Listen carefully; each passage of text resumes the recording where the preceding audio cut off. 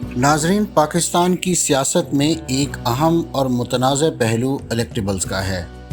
Electables दरअसल वो सियासी शख्सियात हैं जो अपने असर व रसूख, वोट बैंक और कामयाबी की ज़मानत के साथ इंतखाबात में हिस्सा लेते हैं।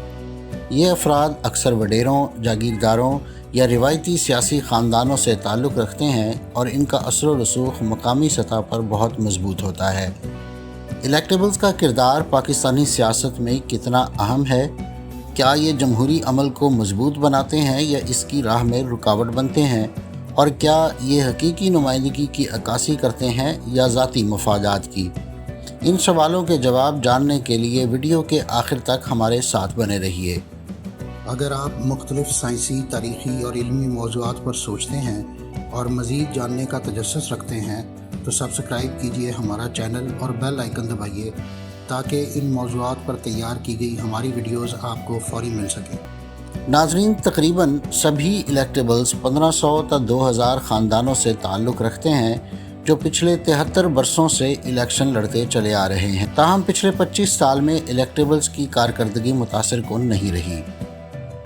इस दौरान वो और उनके ख़ानदान तो अमीर बन गए, मगर उनके हलकों में अवाम की अक्सरियत की ज़िंदगियों में नुमायाँ बेहतरी नहीं आ सकी। सियासत के मानी है अवाम की खिदमत करना, मगर इलेक्टेबल्स में बदकिस्मती से ये जज्बा कम ही नज़र आता है। पाकिस्तान की सियासत में इलेक्टेबल्स का किरदार हमेशा से अहम और मुतनाज़ रहा है। आज भी तकरीबन सभी इलेक्टेबल्स उन ख़ानदानों से ताल्लुक़ रखते हैं जो पिछले कई दहाइयों से सियासत में सरगर्म है। माहिरीन सियासियात का दावा है कि ये इलेक्टेबल्स अब भी अवाम की तवक्कुआत पर पूरा नहीं उतर रहे और उनके अपने हलकों में नुमायाँ तब्दीली नहीं आ सकी। इलेक्टेबल्स का सियासत में असर व रसूख बरकरार रहने की वजूहात में उनकी ज़ाती ताकत, दौलत और सियासी असर शामिल है। वो सरकारी फ़ंड्स, ठेके और तरक्याती मंसूबे हासिल करने की सलाहियत रखते हैं, जिससे उनकी सियासी पोजीशन मज़ीद मजबूत होती है। 2024 में कायम होने वाली नई हुकूमत में भी इलेक्टेबल्स का किरदार बरकरार है। पाकिस्तान में किसी भी जमात के लिए कौमी या सूबाई हुकूमत इन इलेक्टेबल्स के बग़ैर बनाना मुमकिन नहीं समझा जाता और यही अमल इलेक्टेबल्स के असर व रसूख को मज़ीद तक़वियत देता है।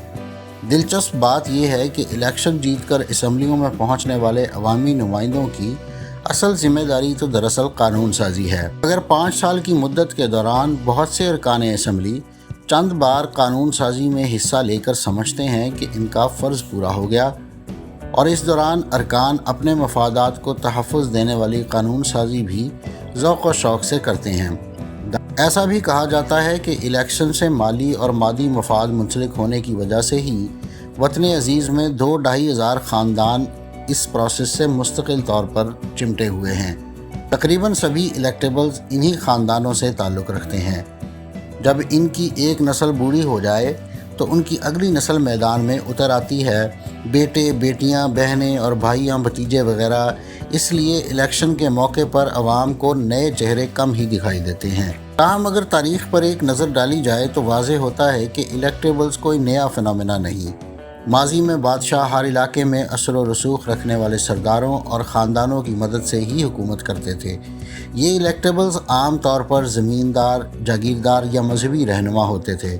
कायद आज़म मोहम्मद अली जिन्ना के दौर से ही इलेक्टेबल्स मौजूद हैं। एक ज़माने में ऑल इंडिया मुस्लिम लीग को नवाबों और जागीरदारों की जमात कहा जाता था।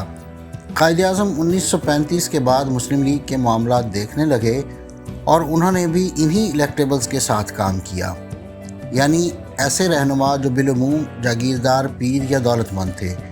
जनवरी 1946 में हिंदुस्तान में सूबाई असम्बलियों के इंतखाबात हुए। कायद आज़म का दावा था कि ऑल इंडिया मुस्लिम लीग मुसलमानान हिंदुस्तान की वाहिद नुमाइंदा जमात बन चुकी है। अब वो इलेक्शन जीत कर ही ये दावा सच साबित कर सकते थे। फ़तह की खातिर ही उन्हें पंजाब, बंगाल, सिंध, यूपी, सरहद, बम्बई और बिहार में बहुत से इलेक्टेबल्स को टिकट देना पड़े। इनमें बेशतर ज़मींदार, नवाब और पीर थे। इनमें नवाब इस्माइल ख़ान, लियाकत अली ख़ान, ख्वाजा नाज़मुद्दीन, मियाँ मोहम्मद इफ्तिखारुद्दीन, सरदार अब्दुल रब निश्तर वगैरह शामिल हैं। और ये सभी अवाम दोस्त, हमदर्द اور قوم کی ترقی کا سچا جذبہ رکھنے والے رہنما تھے۔ قائد اعظم نے تاہم نظریاتی لیڈروں کو بھی نظر انداز نہیں کیا اور انہیں ٹکٹ دیے۔ مثال کے طور پر مولانا حسرت موہانی، ڈاکٹر محمود حسین، ڈاکٹر اشتیاق حسین، عمر حیات ملک اور بعض دیگر امیدوار علم و ادب یا صحافت کی دنیا سے تعلق رکھتے تھے۔ تاہم علمی ادبی حیثیت، دیانتداری اور ان کے نظریات کے باعث ان کے حلقوں میں کثیر مسلمان انہیں پسند کرتے اور چاہتے تھے۔ چنانچہ دولت نہ ہونے پر بھی وہ الیکشن جیت گئے۔ گویا مسلمانان بر صغیر کی تاریخ میں 1946 کے دونوں الیکشن پہلا موقع تھا جب آل انڈیا مسلم لیگ کے نعرے آزادی پاکستان نے بہت سے انتخابی حلقوں میں اثر و رسوخ اور دولت رکھنے والے مسلم روایتی سیاستدانوں یعنی الیکٹیبلز کو شکست سے دوچار کیا۔ اس بار روپیہ پیسہ، برادری، اثر و رسوخ اور لالچ کام نہیں آیا اور عام مسلمانوں نے جوک در جوک صرف ان امیدواروں کو ووٹ دیا جو لے کے رہیں گے پاکستان کا نعرہ لگا رہے تھے۔ تاہم قیام پاکستان کے بعد مسلم لیگ ہی نہیں بلکہ دیگر جماعتوں میں بھی دوبارہ زمیندار، نواب، پیر اور امیر و بارسوخ شخصیات غالب آ گئیں۔ جلد ہی پارٹیوں میں نئے شخصی عناصر، ریٹائرڈ فوجی افسروں اور کاروباریوں کا بھی اضافہ ہو گیا۔ یہی الیکٹیبلز پارٹیاں بدل کر اگلے 22 سال تک وطن عزیز میں حکومت کرتے رہے۔ الیکشن 1970 کے موقع پر پھر نیا کرشمہ ہوا جب مغربی پاکستان میں ذوالفقار علی بھٹو کی پیپلز پارٹی اور مشرقی پاکستان میں شیخ مجیب الرحمان کی عوامی لیگ نے بنیادی طور پر نظریات پر مبنی الیکشن لڑا۔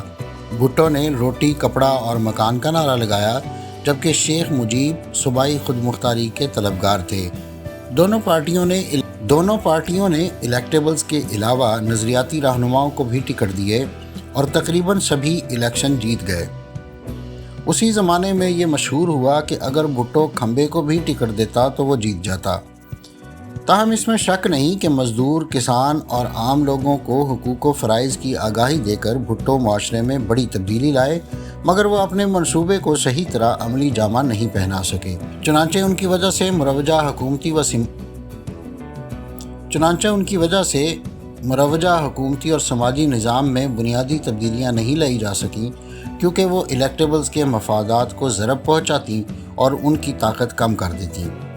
تاہم صدر ضیاء الحق نے اقتدار سنبھالا تو انہوں نے سیاسی جماعتوں پر پابندی لگا دی۔ گویا پچھلے 30 برس کے دوران سیاسی جماعتوں نے جن نظریات، منشوروں اور پروگراموں کو عوام میں مقبول متعارف کرانے کی تگودو کی تھی، یک لخت ان کا صفایا کر دیا گیا۔ اس نئی صورتحال میں الیکٹیبلز دوبارہ اپنے حلقوں میں بنیادی حیثیت اور اہمیت اختیار کر گئے۔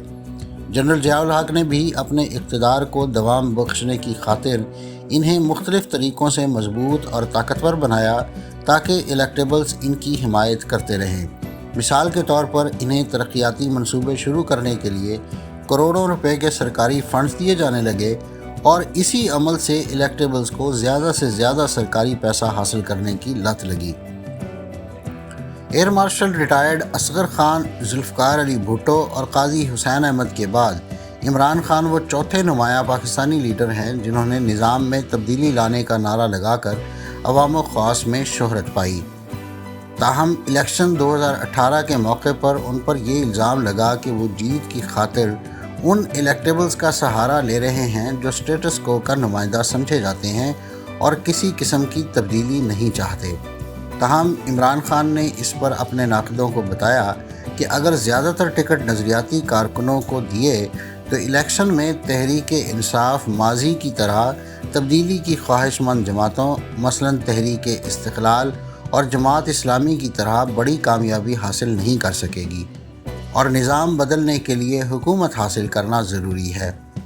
تاہم زمینی حقائق دیکھے جائیں تو صورتحال کچھ یوں سامنے آتی ہے کہ وطن عزیز کے شہری علاقوں میں تو پھر سیاسی جماعتوں کے نظریات، منشور اور پروگرام عام عوام کو متاثر کرتے ہیں اور انہی کی بنیاد پر خصوصاً تعلیم یافتہ شہری ووٹ ڈالنے کا فیصلہ کرتا ہے۔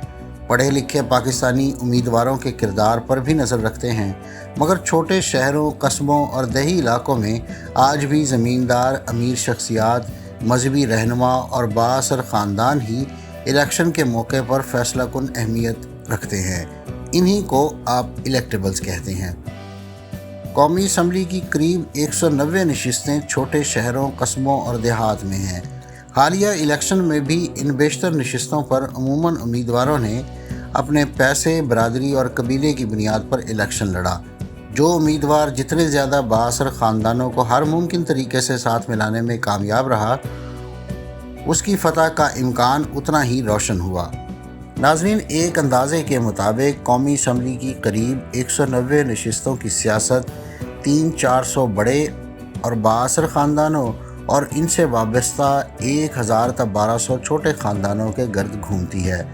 गोया हर दही हलके में 5 से 10 ख़ानदान इलेक्शन के मौके पर फैसला करते हैं कि इस बार कौन सा उम्मीदवार फतहयाब होगा, और इन ख़ानदानों की अक्सरियत किसी किस्म के मुस्तकिल सियासी नज़रियात व ख़यालात नहीं रखती और ना ही वो किसी एक सियासी जमात से मुखलिस रहते हैं। वो हालात के मुताबिक अपनी वफ़ादारी तब्दील करते हैं और ये बुनियादी तौर पर इलेक्शन इसलिए लड़ते हैं ताकि अपने मफादात को तहफ़्फ़ुज़ दें और इलाके में अपना असर व रसूख़ बरकरार रखें। इसलिए कई इलाकों में उम्मीदवार आपस में अजीज़ रिश्तेदार होते हैं। मकसद यही होता है कि इलाके में कोई और बरादरी या ख़ानदान ताकतवर ना होने पाए और ताकत एक ही ख़ानदान के हाथ में रहे। यही वजह है कि दही पाकिस्तान में रहने वाले शहरी आज भी जमहूरी तौर पर अपना वोट नहीं डाल पाते। इलेक्शन आने पर किसी इलेक्टेबल को किसी पार्टी से टिकट ना मिले तो वो बतौर आज़ाद उम्मीदवार इलेक्शन में हिस्सा लेता है, और ये इलेक्टेबल्स कहते हैं कि इलेक्शन जीतने की खातिर इन्हें किसी पार्टी की ज़रूरत नहीं बल्कि सियासी जमातों को इनकी ज़रूरत पड़ती है। इसलिए बेशतर हलकों में असल मुकाबला पार्टियों और उनके नज़रियात नहीं बल्कि शख्सियात और ख़ानदानों के दरमियान होता है। शहरी इलाके हों या दही, मखसूस उम्मीदवारों या इलेक्टेबल्स की जीत की बाज़ वजूहात हैं। कुछ अपने हलके में लोगों के काम करवाते हैं और यूँ मकबूलियत पाते हैं। ऐसे उम्मीदवार बिलअमूम अच्छी शोहरत रखते हैं, और दही इलाकों में खुसूसन लोग ताकतवर इलेक्टेबल्स को इसलिए वोट देते हैं ताकि वो इन्हें थाने कचहरी से बचा सकें। लेकिन इन हक़ाइक़ से एक और बात भी वाज़ेह है कि पाकिस्तान में पिछले 73 बरस से कमोबेश एक ही मुआशरती ढांचा चला आ रहा है जो ताकतवर और हुक्मरान इलीट को ही फ़ायदा पहुंचाता है।